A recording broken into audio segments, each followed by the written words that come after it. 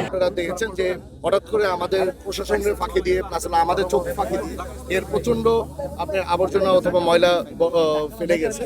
এটার জন্য আমরা এটা জানতে পেরে আমাদের প্রধানমন্ত্রী নলেজে আসার পরে উনি তখনই আমাদের মাননীয় মন্ত্রী মহোদয়কে জানিয়েছে। ইভেন ওনার কনসার্নের মাধ্যমে আমরা এই জায়গাটাকে পরিষ্কার করে এখন মাটিটারে ফেলে যাচ্ছি, ইভেন গাছ ফেলে যাচ্ছি। কিন্তু রূপগঞ্জে 741টা হলো ইন্ডাস্ট্রি আছে। এটা বর্জ্য ব্যবস্থার জন্য আমরা একটা প্ল্যান্টের জন্য মন্ত্রী মহোদয়ের কাছে আবেদন করেছি। ইভেন উনি আমাদের আশা, রূপগঞ্জবাসীর আশা যে এই প্ল্যানটাকে আমাদের বসে গেলে রূপগঞ্জের যেই সমস্যাটা আছে এই সমস্যাটা থেকে আমরা এখান থেকে উঠে যাবো। আর আপনারা জানেন আমাদের মাননীয় প্রাইম মিনিস্টার উনি সারা বাংলাদেশে একটা গ্রিন বাংলাদেশ করতে যাচ্ছে। এর জন্য 25 কোটি অলরেডি গাছের কর্মসূচি চলছে। আজকে আপনারাও দেখেছেন এখানে বৃক্ষরোপণ হচ্ছে। ইনশাল্লাহ টোটাল বাংলাদেশের গ্রিন বাংলাদেশ হিসেবে পরিণত হবে। ধন্যবাদ সকলকে। এই যে ময়লার ভাগাড়টি, এটি ঈদের ছুটির মধ্যে সম্ভবত এখানে লোকজন, ইন্ডাস্ট্রির লোকজন নিয়ে এসে ফেলেছিল। মাননীয় প্রধানমন্ত্রীর দৃষ্টিগোচর হওয়ায় উনি এটা আমাদেরকে অ্যাড্রেস করেছে, নোটিশ করেছে।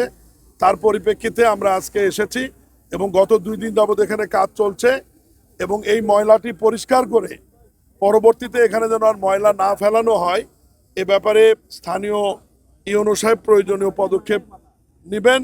এবং রূপগঞ্জ পৌরসভার অধীনে আমরা আলাটি একটি ময়লার ভাগাড় বা ময়লা ফেলানোর জন্য একটা ল্যান্ডফিল্ডের ব্যবস্থা করছি, যেখানে সকল ইন্ডাস্ট্রির ময়লা এবং পৌরসভার ময়লা পৌরসভার পক্ষ থেকে কালেকশন করে ওই ল্যান্ডফিল্ডে নিয়ে যাওয়ার পরে আমরা দেখি অনেক বিদেশি কোম্পানি এখন বাংলাদেশে এসছে যারা ওয়েস্ট ম্যানেজমেন্ট নিয়ে কাজ করছেন।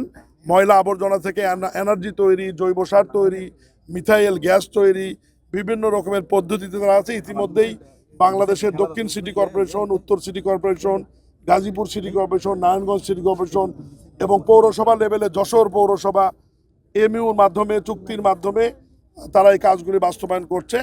তো এই নতুন ল্যান্ডফিল্ডে ময়লা যাওয়ার পরে আমরা দ্রুত সময়ের মধ্যে আমাদের মন্ত্রণালয় এবং বিদেশি টিমকে আমি পৌর প্রশাসক বা ইউনো মহোদয়ের কাছে পাঠিয়ে দেবো। আলোচনা করে যখন এই ময়লাকে আমরা রিইউজ করব, ব্যবহার করব, তখন ময়লার সংখ্যাটা এমনি কমে যাবে।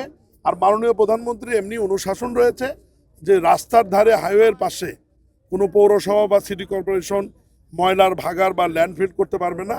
এটা জনস্বাস্থ্যর ক্ষতিকর হবে না এমন একটি জায়গায় গিয়ে এই ল্যান্ডফিল্ড বা ময়লার ভাগাড়ের জায়গাটি করতে হবে। এ ব্যাপারে আমরা ইতিমধ্যেই সকল পৌরসভা এবং সিটি কর্পোরেশনকে নির্দেশনা দিয়েছি।